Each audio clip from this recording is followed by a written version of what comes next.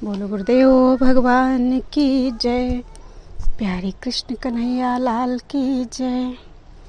पद्म पुराण उत्तरखंड कार्तिक व्रत के नियम और उद्यापन की विधि।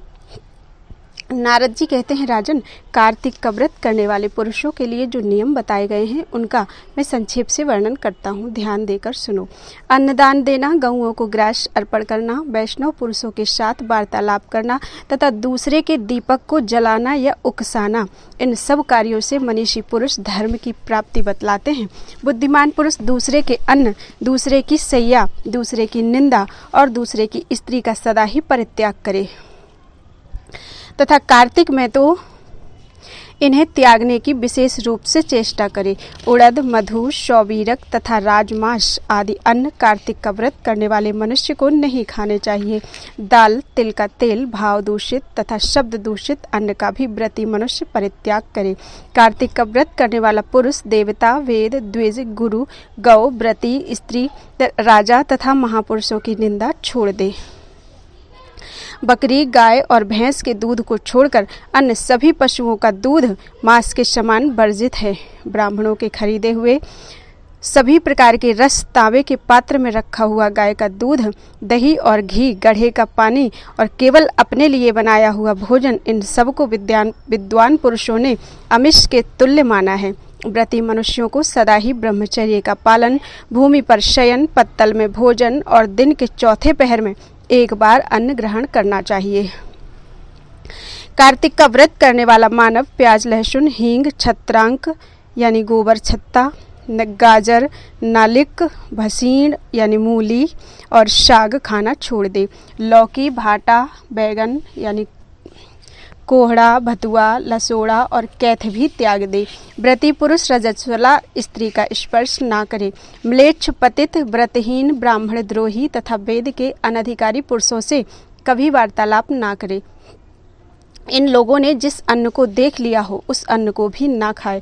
कौओं का जूठा किया हुआ, सूतक युक्त घर का बना हुआ, 2 बार पकाया तथा जला हुआ अन्न भी वैष्णव व्रत का पालन करने वाले पुरुषों के लिए अखाद्य है। जो कार्तिक में तेल लगाना, खाट पर सोना, दूसरे का अन्न लेना और कांस के बर्तन में भोजन करना छोड़ देता है, उसी का व्रत परिपूर्ण होता है। व्रती पुरुष प्रत्येक व्रत में सदा ही पूर्वोक्त निषिद्ध वस्तुओं का त्याग करे तथा अपनी शक्ति के अनुसार भगवान विष्णु की प्रसन्नता के लिए कृच्छ आदि व्रतों का अनुष्ठान करता रहे। गृहस्थ पुरुष रविवार के दिन सदा ही आंवले के फल का त्याग करे। इसी प्रकार माघ में व्रती पुरुष उक्त नियमों का पालन करे और श्री हरि के समीप शास्त्र विहित जागरण भी करे। यथोक्त नियमों के पालन में लगे हुए कार्तिक व्रत करने वाले मनुष्य को देखकर यमदूत उसी प्रकार भागते हैं जैसे सिंह से पीड़ित हाथी। भगवान विष्णु के इस व्रत को 100 यज्ञों की अपेक्षा भी श्रेष्ठ जानना चाहिए, क्योंकि यज्ञ करने वाला पुरुष स्वर्गलोक को पाता है और कार्तिक का व्रत करने वाला मनुष्य वैकुंठ धाम को। इस पृथ्वी पर भोग और मोक्ष प्रदान करने वाले जितने भी क्षेत्र हैं वे सभी कार्तिक का व्रत करने वाले पुरुष के शरीर में निवास करते हैं। मन, वाणी, शरीर और क्रिया द्वारा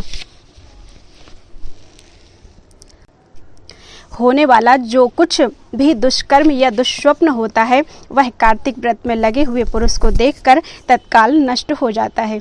इंद्र आदि देवता भगवान विष्णु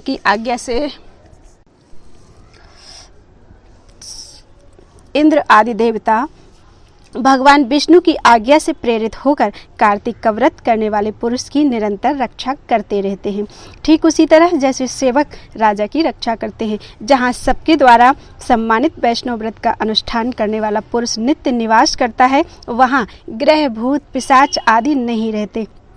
राजन, अब मैं कार्तिक व्रत के अनुष्ठान में लगे हुए पुरुष के लिए उत्तम उद्यापन विधि का संक्षेप से वर्णन करता हूँ। तुम एकाग्र चित्त होकर सुनो। व्रती मनुष्य कार्तिक शुक्ल पक्ष की चतुर्दशी को व्रत की पूर्ति तथा भगवान विष्णु की प्रसन्नता के लिए उद्यापन करे। तुलसी जी के ऊपर एक सुंदर मंडप बनाए जिसमें 4 दरवाजे बने हों। उस मंडप में सुंदर वंदन बार लगाकर उसे पुष्पमय चंवर से सुशोभित करे। चारों दरवाजों पर पृथक पृथक मिट्टी के 4 द्वारपाल पुण्यशील, सुशील, जय और विजय की स्थापना करके उन सब का पूजन करे। तुलसी के मूल भाग में वेदी पर सर्वतोभद्र मंडल बनाए जो 4 रंगों से रंजित होकर सुंदर, शोभा संपन्न और अत्यंत मनोहर प्रतीत होता है। सर्वतोभद्र के ऊपर पंचरत्न युक्त कलश की स्थापना करें, उसके ऊपर नारियल का महान फल रख दे। इस प्रकार कलश स्थापित करके उसके ऊपर समुद्र कन्या लक्ष्मी जी के साथ शंख चक्र और गदा धारण करने वाले पीताम्बरधारी देव देवेश्वर श्री विष्णु की पूजा करें। सर्वतोभद्र के मंडल में इंद्र आदि लोकपालों का भी पूजन करना चाहिए। भगवान द्वादशी को शयन से उठे, त्रयोदशी को देवताओं ने उनका दर्शन किया और चतुर्दशी को सबने उनकी पूजा की, इसीलिए इस समय भी उसी तिथि को इनकी पूजा की जाती है।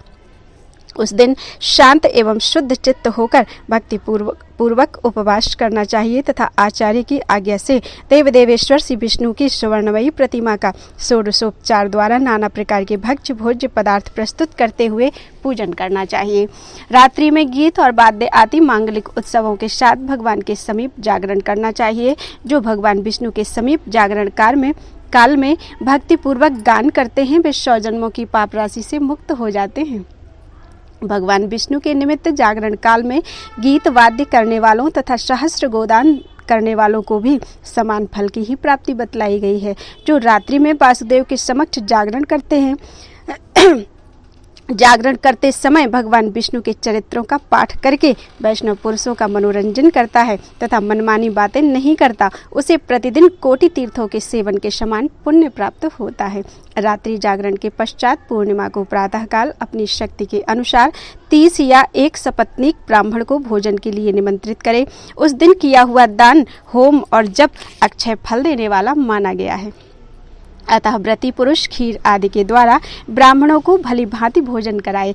अतो देवाः आदि 2 मंत्रों से देवदेव भगवान विष्णु तथा अन्य देवताओं की प्रसन्नता के लिए पृथक पृथक तिल और खीर की आहुति छोड़े, फिर यथाशक्ति दक्षिणा दे उन्हें प्रणाम करे। इसके बाद भगवान विष्णु, देवगण तथा तुलसी जी का पुनः पूजन करें। कपिला गाय की विधि पूर्वक पूजा करें और व्रत का उपदेश करने वाले सपत्नीक आचार्य का भी वस्त्र तथा आभूषणों आदि से पूजन करें। अंत में सब ब्राह्मणों से क्षमा प्रार्थना करें। विप्रवरों, आप लोगों की कृपा से देव देवेश्वर भगवान विष्णु मुझ पर सदा प्रसन्न रहें। मैंने गत 7 जन्मों में जो पाप किए हों वे सब इस व्रत के प्रभाव से नष्ट हो जाएं। प्रतिदिन भगवान के पूजन से मेरे संपूर्ण मनोरथ सफल हों तथा इस देह का अंत होने पर मैं अत्यंत दुर्लभ वैकुंठ धाम को प्राप्त करूं। इस प्रकार क्षमा याचना करके ब्राह्मणों को प्रसन्न करने के पश्चात उन्हें विदा करें और गौ सहित भगवान विष्णु की स्वर्णमयी प्रतिमा आचार्य को दान कर दे। तत्पश्चात भक्त पुरुष सुहृदों और गुरुजनों के साथ स्वयं भी भोजन करें। कार्तिक हो या माघ, उसके लिए ऐसी ही विधि बताई गई है। जो मनुष्य इस प्रकार कार्तिक के उत्तम व्रत का पालन करता है वह निष्पाप एवं मुक्त होकर भगवान विष्णु की समीपता प्राप्त करता है। संपूर्ण व्रतों, तीर्थों और दानों से जो फल मिलता है वही इस कार्तिक व्रत का विधि पूर्वक पालन करने से करोड़ गुना होकर मिलता है। जो कार्तिक व्रत का अनुष्ठान करते हुए भगवान विष्णु की भक्ति में तत्पर होते हैं वे धन्य हैं, वे सदा पूज्य हैं तथा उन्हीं के यहाँ सब प्रकार के शुभ फलों का उदय होता है। देह में स्थित हुए पाप उस मनुष्य के भय से कांप उठते हैं और आपस में कहने लगते हैं, अरे यह तो कार्तिक का व्रत करने लगा, अब हम कहाँ जाएंगे। जो कार्तिक व्रत के इन नियमों को भक्ति पूर्वक सुनता है तथा वैष्णव पुरुषों के आगे इनका वर्णन करता है वे दोनों ही उत्तम व्रत करने का फल प्राप्त करते हैं और उनका दर्शन करने से मनुष्यों के पाप नष्ट हो जाते हैं। नारद जी कहते हैं, राजन, कार्तिक व्रत के उद्यापन में तुलसी के मूल प्रदेश में भगवान विष्णु की पूजा की जाती है, क्योंकि तुलसी उनके लिए अत्यंत प्रीतिदायिनी मानी गई है। जिनके घर में तुलसी का बगीचा लगा होता है उनका घर तीर्थ स्वरूप है, वहाँ यमराज के दूत नहीं आते।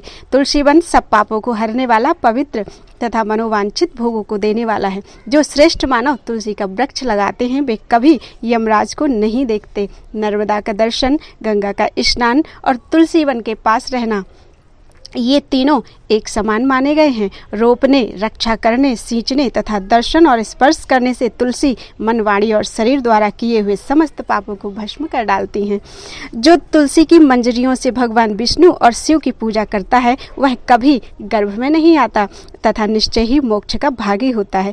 पुष्कर आदि तीर्थ, गंगा आदि नदियाँ तथा वासुदेव आदि देवता ये सभी तुलसी दल में निवास करते हैं। नरश्रेष्ठ जो तुलसी की मंजरी से संयुक्त होकर प्राणों का परित्याग करता है उसे श्री विष्णु का सायुज्य प्राप्त होता है। यह सत्य है, सत्य है। जो शरीर में तुलसी की मिट्टी लगाकर मृत्यु को प्राप्त होता है, वह सैकड़ों पापों से युक्त हो तो भी उसकी ओर साक्षात यमराज भी नहीं देख सकते। जो मनुष्य तुलसी काष्ठ का चंदन लगाता है, उसके शरीर को पाप नहीं छू सकते। जहाँ जहाँ तुलसी वन की छाया हो वहीं श्राद्ध करना चाहिए, क्योंकि वहाँ पितरों के निमित्त दिया हुआ दान अक्षय हो जाता है। नरपश्रेष्ठ जो आंवले की छाया में पिंड दान करता है, उसके नरक में पड़े हुए पितर भी मुक्त हो जाते हैं। जो मस्तक पर, हाथ में, मुख में तथा शरीर के अन्य किसी अवयव में आंवले का फल धारण करता है, उसे साक्षात श्री हरि का स्वरूप समझना चाहिए। आंवला, तुलसी और द्वारिका की मिट्टी यानी गोपी चंदन, ये जिसके शरीर में स्थित हो वह मनुष्य सदा जीवन मुक्त कहलाता है। जो मनुष्य आंवले के फल और तुलसी दल से मिश्रित जल के द्वारा स्नान करता है, उसके लिए गंगा स्नान का फल बताया गया है। जो आंवले के पत्ते और फलों से देवता की पूजा करता है, वह भांति भांति के सुवर्णमय पुष्पों से पूजा करने का फल पाता है। कार्तिक में जब सूर्य तुला राशि पर स्थित होते हैं, उस समय समस्त तीर्थ, मुनि, देवता और यज्ञ ये सभी आंवले के वृक्ष का आश्रय लेकर रहते हैं। जो द्वादशी को तुलसी दल और कार्तिक में आंवले का पत्ता तोड़ता है, वह अत्यंत निंदित नरकों में पड़ता है। जो कार्तिक में आंवले की छाया में बैठकर भोजन करता है, उसका वर्ष भर का अन्न संसर्ग जनित दोष दूर हो जाता है। जो मनुष्य कार्तिक में आंवले की जड़ में भगवान विष्णु की पूजा करता है, उसके द्वारा सदा संपूर्ण क्षेत्रों में श्री विष्णु का पूजन संपन्न हो जाता है। जैसे भगवान विष्णु की महिमा का पूरा वर्णन असंभव है, उसी प्रकार आंवले और तुलसी के महात्म्य का भी वर्णन नहीं हो सकता। जो आंवले और तुलसी की उत्पत्ति कथा को भक्ति पूर्वक सुनता है और सुनाता है, वह पाप रहित होकर अपने पूर्वजों के साथ श्रेष्ठ विमान पर बैठकर स्वर्गलोक में जाता है। बोलो वृंदावन बिहारी लाल की जय। कार्तिक व्रत के पुण्य दान से एक राक्षसी का उद्धार। राजा पृथु ने कहा, मुनि श्रेष्ठ, कार्तिक का व्रत करने वाले पुरुष के लिए जिस महान फल की प्राप्ति बताई गई है, उसका वर्णन कीजिए।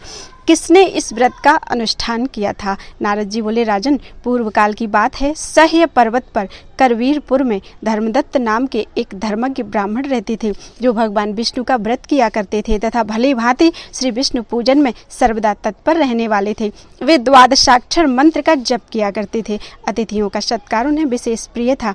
एक दिन कार्तिक मास में श्री हरि के समीप जागरण करने के लिए वे भगवान के मंदिर की ओर चले। उस समय एक पहर रात बाकी थी। भगवान के पूजन की सामग्री साथ लिए जाते हुए ब्राह्मण ने मार्ग में देखा, एक राक्षसी आ रही है। उसकी आवाज बड़ी डरावनी थी। टेढ़ी मेढ़ी दाढ़ें, लपलपाती हुई जीभ, धंसे हुए लाल लाल नेत्र, नग्न शरीर, लंबे लंबे होठ और घर घर शब्द, यही उसका हुलिया था।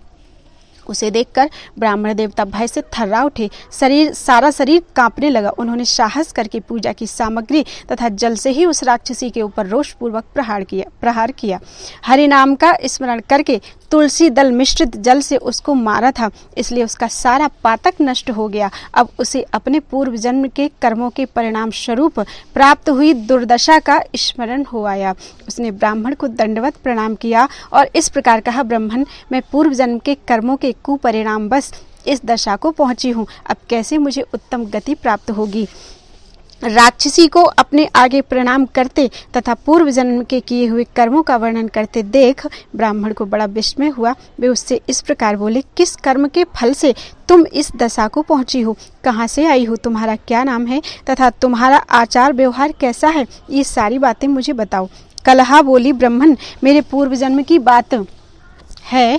सौराष्ट्र नगर में भिक्षु नाम के एक ब्राह्मण रहते थे। मैं उन्हीं की पत्नी थी। मेरा नाम कलहा था। मैं बड़े भयंकर स्वभाव की स्त्री थी। मैंने वचन से भी कभी अपने पति का भला नहीं किया, उन्हें कभी मीठा भोजन नहीं परोसा। मैं सदा उनकी आज्ञा का उल्लंघन किया करती थी। कलह मुझे विशेष प्रिय था। वे ब्राह्मण मुझसे सदा उद्विग्न रहा करते थे। अंततो गत्वा मेरे पति ने दूसरी स्त्री से विवाह करने का विचार कर लिया। तब मैंने विष खाकर अपने प्राण त्याग दिए। फिर यमराज के दूत आए और मुझे बांधकर पीटते हुए यमलोक में ले गए। यमराज ने मुझे उपस्थित देख चित्रगुप्त से पूछा, चित्रगुप्त, देखो तो सही, इसने कैसा कर्म किया है? इसे शुभ कर्म का फल मिलेगा या अशुभ कर्म का? चित्रगुप्त ने कहा, धर्मराज, इसने तो कोई भी शुभ कर्म नहीं किया है। यह स्वयं मिठाइयाँ उड़ाती थी और अपने स्वामी को उसमें से कुछ भी नहीं देती थी। अतः बलगुली यानी चमगादड़ की योनि में जन्म लेकर यह अपनी विष्ठा खाती हुई जीवन धारण करे। इसने सदा अपने स्वामी से द्वेष किया है तथा सर्वदा कलह में ही इसकी प्रवृत्ति रही है। इसलिए यह सूकरी की योनि में जन्म ले विष्ठा का भोजन करती हुई समय व्यतीत करे। जिस बर्तन में भोजन बनाया जाता है उसी में यह हमेशा खाया करती थी। अतः उस दोष के प्रभाव से यह अपनी ही संतान का भक्षण करने वाली बिल्ली हो तथा अपने स्वामी को निमित्त बनाकर इसने आत्मघात किया है। अतः यह अत्यंत निंदनीय स्त्री कुछ काल तक प्रेत शरीर में भी निवास करे।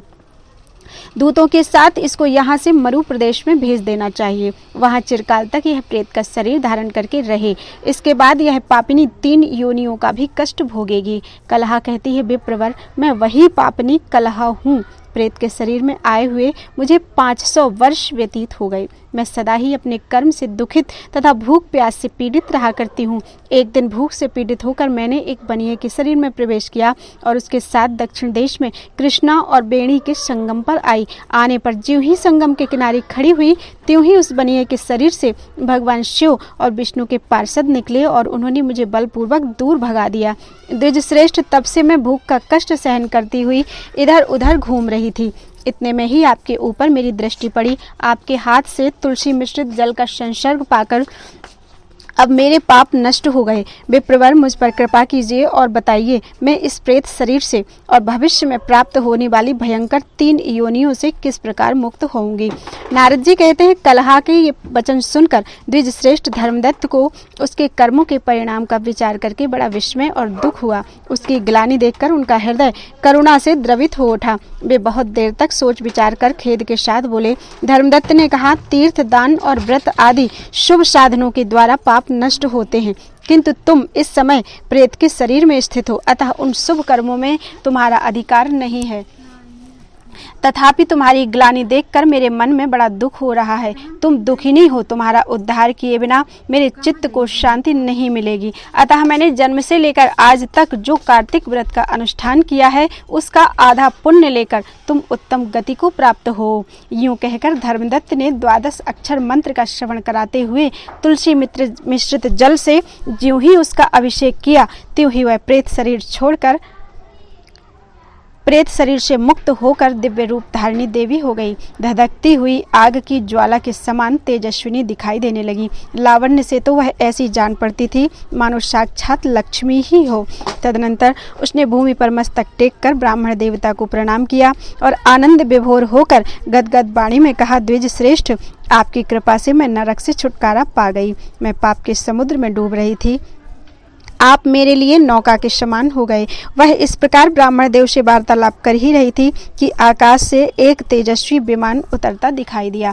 वह श्री विष्णु के समान रूप धारण करने वाले पार्षदों से युक्त था। पास आने पर विमान के द्वार पर खड़े हुए पुण्यशील और सुशील नामक पार्षदों ने उस देवी को विमान पर चढ़ा लिया। उस समय उस विमान को देखकर धर्मदत्त को बड़ा विस्मय हुआ। उन्होंने श्री विष्णु रूपधारी पार्षदों का दर्शन करके उन्हें साष्टांग प्रणाम किया। ब्राह्मण को प्रणाम करते देख पुण्यशील और सुशील ने उन्हें उठाया और उनकी प्रशंसा करते हुए धर्मयुक्त वचन कहा। दोनों पार्षद बोले, द्विज श्रेष्ठ, तुम्हें धन्यवाद है क्योंकि तुम सदा भगवान विष्णु की आराधना में संलग्न रहते हो। दिनों पर दया करने का तुम्हारा स्वभाव है। तुम धर्मात्मा और श्री विष्णु व्रत का अनुष्ठान करने वाले हो। तुमने बचपन से लेकर अब तक जो कल्याणमय कार्तिक का व्रत किया है उसके आधे का दान करके दूना पुण्य प्राप्त कर लिया। तुम बड़े दयालु हो। तुम्हारे द्वारा दान किए हुए कार्तिक व्रत के अंगभूत तुलसी पूजन आदि शुभ कर्मों के फल से यह स्त्री आज भगवान विष्णु के समीप जा रही है।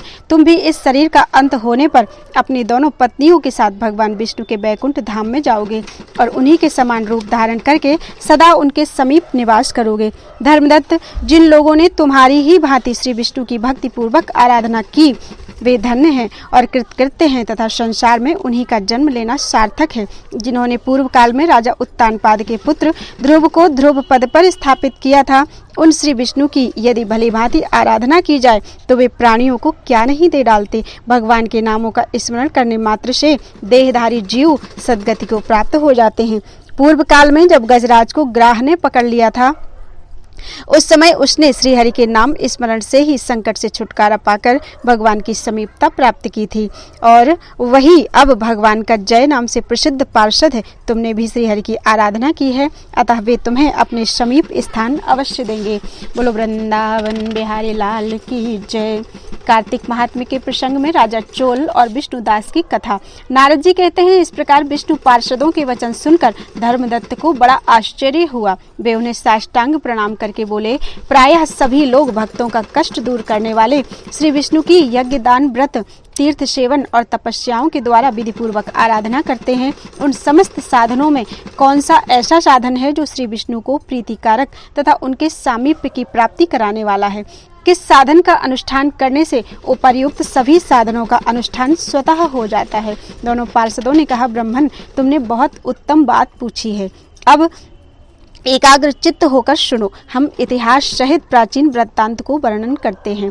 पहले कांचीपुरी में चोल नामक एक चक्रवर्ती राजा हो गए हैं। उनके अधीन जितने देश थे वे भी चोल नाम से ही विख्यात हुए। राजा चोल जब इस भूमंडल का शासन करते थे, उस समय कोई भी मनुष्य दरिद्र, दुखी, पाप में मन लगाने वाला अथवा रोगी नहीं था। उन्होंने इतने यज्ञ किए थे जिनकी कोई गणना नहीं हो सकती। उनके यज्ञों के सुवर्णमय एवं शोभाशाली यूपों से भरे हुए ताम्रपर्णी नदी के दोनों किनारे चैत्ररथ वन के समान सुशोभित हो रहे थे। एक समय की बात है, राजा चोल अनंत शयन नामक तीर्थ में गए, जहाँ जगदीश्वर श्री विष्णु योग निद्रा का आश्रय लेकर सो रहे थे। वहां लक्ष्मी रमन भगवान श्री विष्णु के दिव्य विग्रह की राजा ने विधि पूर्वक पूजा की। मणि, मोती तथा सुवर्ण के बने हुए सुंदर फूलों से पूजन करके उन्होंने भगवान को साष्टांग प्रणाम किया। प्रणाम करके वे ज्यों ही बैठे, उसी समय उनकी दृष्टि भगवान के पास आते हुए एक ब्राह्मण पर पड़ी, जो उन्हीं की कांची नगरी के निवासी थे। उनका नाम विष्णुदास था। वे भगवान की पूजा के लिए अपने हाथों में तुलसी दल और जल लिए हुए थे। निकट आने पर उन्होंने ब्रह्मर्षि ने विष्णु सूक्त का पाठ करते हुए देवदेव भगवान को स्नान कराया और तुलसी की मंजरी तथा पत्तों से विधिवत पूजा की। राजा चोल ने जो पहले रत्नों से भगवान की पूजा की थी, वह सब तुलसी पूजा से ढक गई। यह देखकर राजा कुपित होकर बोले, विष्णुदास, मैंने मणियों तथा सुवर्ण से भगवान की पूजा की थी, वह कितनी शोभा पा रही थी, किंतु तुमने तुलसी दल चढ़ाकर सब ढक दी। बताओ ऐसा क्यों किया? मुझे तो ऐसा जान पड़ता है तुम बड़े मूर्ख हो, भगवान विष्णु की भक्ति को बिल्कुल नहीं जानते, तभी तो तुम अत्यंत सुंदर सजी सजाई पूजा को पत्तों से ढके देते हो। तुम्हारे इस बर्ताव पर मुझे बड़ा आश्चर्य हो रहा है। विष्णुदास बोले, राजन, आपको भक्ति का कुछ भी पता नहीं है, केवल राजलक्ष्मी के कारण आप घमंड कर रहे हैं। बताइए तो, आज से पहले आपने कितने वैष्णव व्रतों का पालन किया है? राजा ने कहा, ब्राह्मण, यदि तुम विष्णु भक्ति से अत्यंत गर्व में आकर ऐसी बात करते हो तो बताओ तुम में कितनी भक्ति है? तुम तो दरिद्र हो, निर्धन हो। तुमने श्री विष्णु को संतुष्ट करने वाले यज्ञ और दान आदि कभी नहीं किए हैं तथा पहले कहीं कोई देवालय भी नहीं बनवाया है। ऐसी दशा में तुम्हें अपनी भक्ति का इतना घमंड है। अच्छा है, तो आज यहाँ जितने भी श्रेष्ठ ब्राह्मण उपस्थित हैं, वे सभी कान खोलकर मेरी बात सुन लें। देखना है मैं पहले भगवान विष्णु का दर्शन पाता हूँ या यह। इससे लोगों को स्वयं ही ज्ञात हो जाएगा कि हम दोनों में से किसमें कितनी भक्ति है।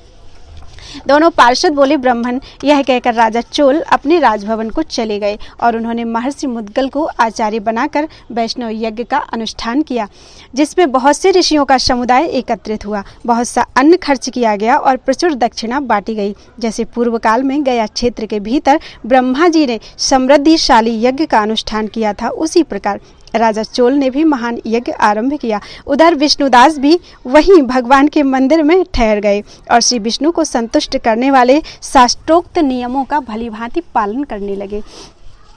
पालन करते हुए सदा ही व्रत का अनुष्ठान करने लगे। माघ और कार्तिक के व्रत, तुलसी के बगीचे का भली भांति पालन, एकादशी का व्रत, द्वादशाक्षर मंत्र का जप तथा गीत नृत्य आदि मांगलिक उत्सवों के साथ षोडशोपचार द्वारा प्रतिदिन श्री विष्णु की पूजा की, यही उनकी जीवनचर्या थी। वे इन्हीं व्रतों का पालन करते थे। चलते, खाते और सोते समय भी उन्हें निरंतर श्री विष्णु का स्मरण बना रहता था। वे समदर्शी थे और संपूर्ण प्राणियों में भगवान विष्णु को ही स्थित देखते थे। उन्होंने भगवान विष्णु के संतोष के लिए उद्यापन विधि सहित माघ और कार्तिक के विशेष नियमों का भी सर्वदा पालन किया। इस प्रकार राजा चोल और विष्णुदास दोनों ही भगवान विष्णु की आराधना करने लगे।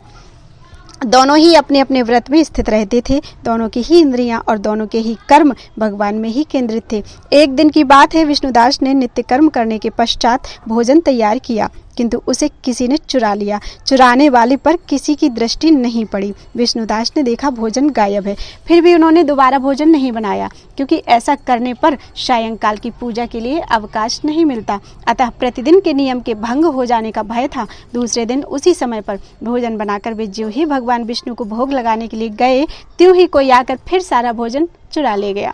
इस प्रकार लगातार 7 दिनों तक कोई आकर उनके भोजन का अपहरण करता रहा। इससे विष्णुदास को बड़ा विस्मय हुआ। वे मन ही मन इस प्रकार विचार करने लगे, अहो, यह कौन प्रतिदिन आकर मेरी रसोई चुरा ले जाता है। मैं क्षेत्र संन्यास ले चुका हूँ, अतः अब किसी तरह इस स्थान का परित्याग नहीं कर सकता।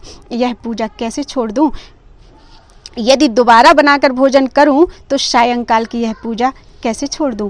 कोई सा भी पाक बनाकर मैं तुरंत भोजन तो करूंगा ही नहीं, क्योंकि जब तक सारी सामग्री भगवान विष्णु को निवेदन नहीं कर लूं, तब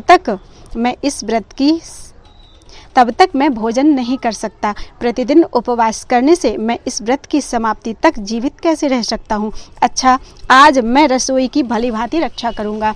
यूं सोचकर भोजन बनाने के पश्चात वे वहीं कहीं छिपकर खड़े हो गए। इतने में ही एक चांडाल दिखाई दिया, जो रसोई का अन्न हड़प ले जाने को तैयार खड़ा था। भूख के मारे उसका शरीर दुर्बल हो रहा था, मुख पर दीनता छा रही थी, शरीर में हाड़ और चाम के सिवा और कुछ बाकी नहीं बचा था। उसे देखकर श्रेष्ठ ब्राह्मण विष्णुदास का हृदय करुणा से व्यथित हो उठा। उन्होंने भोजन लेकर जाते हुए चांडाल पर दृष्टि डाली और कहा, भैया जरा ठहरो ठहरो, क्यों रूखा सूखा खाते हो? यह घी तो लेते जाओ। इस तरह बोलते हुए विप्रवर विष्णुदास को आते देख चांडाल बड़े बेग से भागा और भय से मूर्छित होकर गिर पड़ा। चांडाल को भयभीत और मूर्छित देखकर द्विजश्रेष्ठ विष्णुदास बेग से चलकर उसके पास पहुंचे और करुणावश अपने वस्त्र के किनारे से उसको हवा करने लगे। तदनंतर जब वह उठकर खड़ा हुआ तो विष्णुदास ने देखा वह चांडाल नहीं, साक्षात भगवान नारायण ही शंख चक्र और गदा धारण किए सामने विराजमान हैं। कटी में पीताम्बर, 4 भुजाएं, हृदय में श्रीवत्स का चिन्ह तथा मस्तक पर किरीट शोभा पा रहे हैं। अलसी के फूल की भांति श्याम सुंदर शरीर और कौस्तुभ मणि से जगमगाते हुए वक्षस्थल की अपूर्व शोभा हो रही है। अपने प्रभु को प्रत्यक्ष देखकर द्विज श्रेष्ठ विष्णुदास सात्विक भावों के वशीभूत हो गए। वे स्तुति और नमस्कार करने में भी समर्थ नहीं हो सके। उस समय वहां इंद्र आदि देवता भी आ पहुँचे। गंधर्व और अप्सराएं गाने और नाचने लगी। वह स्थान सैकड़ों विमानों से भर गया और देवर्षियों के समुदाय से सुशोभित होने लगा।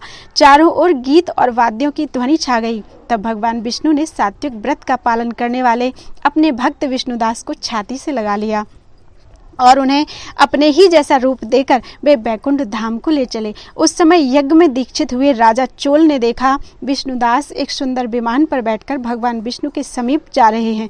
विष्णुदास को बैकुंठ धाम में जाते देख राजा ने तुरंत ही अपने गुरु महर्षि मुद्गल को बुलाया और इस प्रकार कहना आरंभ किया। राजा बोले, जिसके साथ लाग डांट होने के कारण मैंने यह यज्ञ दान आदि कर्म का अनुष्ठान किया था, वह ब्राह्मण आज भगवान विष्णु का रूप धारण करके मुझसे पहले ही बैकुंठ धाम में जा रहा है। मैंने इस वैष्णव याग में भली भांति दीक्षित होकर अग्नि में हवन किया और दान आदि के द्वारा ब्राह्मणों का मनोरथ पूर्ण किया, तथापि अभी तक भगवान मुझ पर प्रसन्न नहीं हुए और इस ब्राह्मण को केवल भक्ति के कारण श्री हरि ने प्रत्यक्ष दर्शन दिया है। अतः जान पड़ता है भगवान विष्णु केवल दान और यज्ञों से प्रसन्न नहीं होते, उन प्रभु का दर्शन कराने में भक्ति ही प्रधान कारण है। दोनों पार्षद कहते हैं, यूं कहकर राजा ने अपने भांजे को राजा सिंहासन पर अभिषिक्त कर दिया। वे बचपन से ही यज्ञ की दीक्षा लेकर उसी में संलग्न रहते थे, इसलिए उन्हें कोई पुत्र नहीं हुआ। यही कारण है कि उस देश में अब तक भांजे ही सदा राज्य के उत्तराधिकारी होते हैं। वे सब के सब राजा चोल के द्वारा स्थापित आचार का ही पालन करते हैं। भांजे को राज्य देने के पश्चात राजा यज्ञशाला में गए और यज्ञ कुंड के सामने खड़े होकर श्री विष्णु को संबोधित करते हुए 3 बार उच्च स्वर से निम्नांकित वचन बोले। भगवान विष्णु, आप मुझे मन, वाणी और शरीर और क्रिया द्वारा स्थिर भक्ति प्रदान कीजिए। उस समय यूं कहकर वे सबके देखते देखते अग्नि में कूद पड़े। उस समय मुदगल मुनि ने क्रोध में आकर अपनी शिखा उखाड़ डाली। तभी से आज तक उस गोत्र में उत्पन्न होने वाले समस्त मुदगल ब्राह्मण बिना शिखा के ही रहते हैं। राजा ज्यों ही अग्निकुंड में कूदे, उसी समय भक्त वत्सल भगवान विष्णु प्रकट हो गए और उन्होंने राजा को छाती से लगाकर एक श्रेष्ठ विमान पर बिठाया। फिर अपने ही समान रूप देकर उन देवेश्वर ने देवताओं सहित बैकुंठ धाम को प्रस्थान किया। उक्त दोनों भक्तों में जो विष्णुदास थे, वे तो पुण्यशील नाम से प्रसिद्ध भगवान के पार्षद हुए तथा जो राजा चोल थे, उनका नाम सुशील हुआ। हम वे ही दोनों हैं। लक्ष्मी जी के प्रीतम श्रीहरि ने अब हमें अपने समान रूप देकर अपना द्वारपाल बना लिया है। इसलिए धर्मज्ञ ब्राह्मण, तुम भी सदा भगवान विष्णु के व्रत में स्थित रहो।